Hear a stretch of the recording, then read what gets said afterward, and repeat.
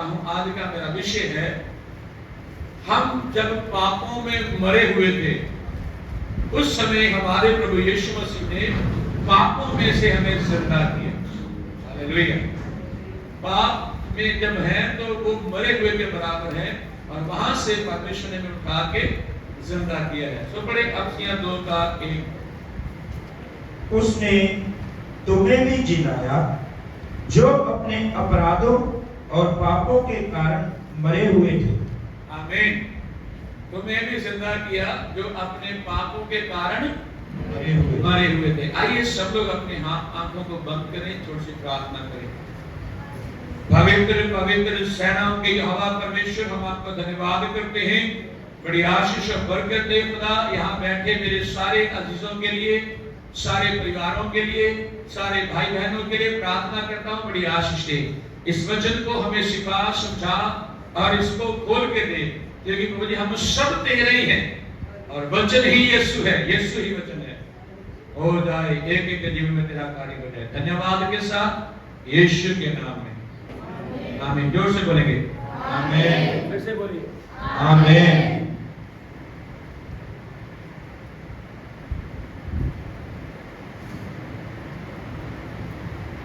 पाप, संसार में जो पाप है हम सब लोग जानते हैं। पाप लाने वाला धरती के ऊपर कौन है? जरा जोर से बोलिए, किसके द्वारा पाप आया? बोलिए, बाइबल क्या कहती है इसके बारे में? एक के द्वारा मौत और एक के द्वारा पहला आदम, और आदम की स्वीट पत्नी, स्वीट थी ना, बोलिए, है ना, क्या अच्छी वाइफ, इसने आदम को भी क्या कर दिया? परेशान कर दिया। क्या कर दिया? पता नहीं कितने दिन लगे होंगे उसको, उसे फल को तैयार खिलाने के लिए, तैयार करने के लिए, ना कि झट से ही खा लिया। अभी वो लिखा नहीं है इसमें, क्योंकि जब परमेश्वर ने पेड़ लगाया, मना किया कि इस फल को नहीं खाना, और ये बात भली बात ही आदम जानता था। जब शैतान ने औरत को बहलाया, हवा को बहलाया, फल खिलाया, उसने खाया, और वह बताती उसने तोड़ा, खाया और अपने पति को भी खिलाया। और जब पति को फल खिलाया तो क्या कह के दिया होगा? ये कौन सा फल है? किस तरह से तैयार किया होगा?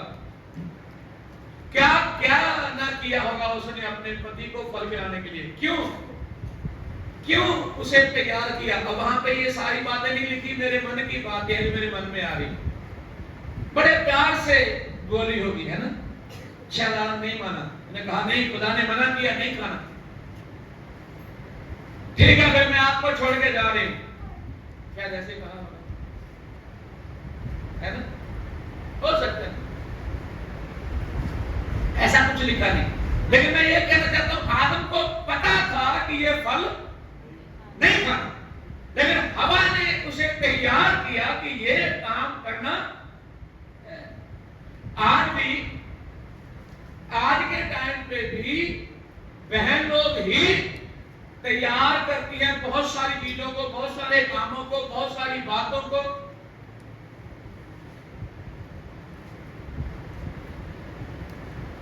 कुछ अच्छे के लिए और कुछ बुरे के लिए। तो मैं ये कहना चाहता हूं, परमेश्वर ने जब आदम और हवा ने फल खाया, उसी समय परमेश्वर ने अपनी योजना को प्रकट किया, जाहिर किया और कहा, मैं आदमी की और शैतान की संतान में क्या करूंगा? जोर से बोलिए, बैर रखूंगा। वह तेरी एड़ी को डसेगा और तू उसके सर को कुचलेगा। वहां से परमेश्वर ने उस काम को शुरू कर दिया साथ में। और पाप के कारण, फल खाने के कारण उसी समय ये डेड हो गए, आत्मिक तरीके से। कैसे? आत्मिक रीति से। ये मर गए, और जब मर गए तो मुर्दों को फिर जिंदा जगह में रखा नहीं गया। कहाँ रखा जाता?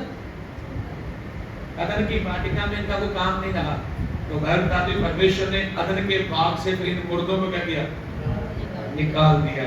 तब जब बाहर निकले फिर इन्हें पता लगा बरकत क्या होती है, परमेश्वर का अनुग्रह क्या होता है, परमेश्वर की शरण क्या होती है। बाहर जाके और गर्म हवाएं और बंजर जमीन और हर तरफ बेकार धूप, गर्मी, परेशानियां, मुसीबत, खाना नहीं है।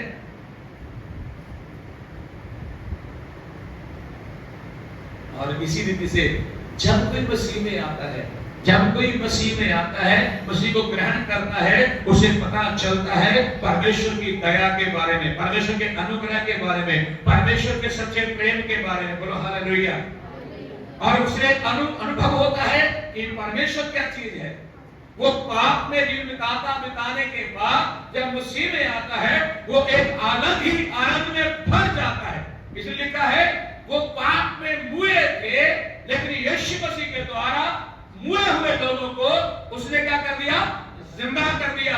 जब कोई चर्च में आता है, प्रभु के वचनों को सुनता है, वो जिंदा हो जाता है और उसे पता चलता है कि यीशु मसीह क्या चीज है, और उसके मन में अजीब प्रकार की शांति भर जाती है। वो मुर्दों में से जी उठता है। बोलो हालेलुया, आमीन। वो मुर्दों में से जी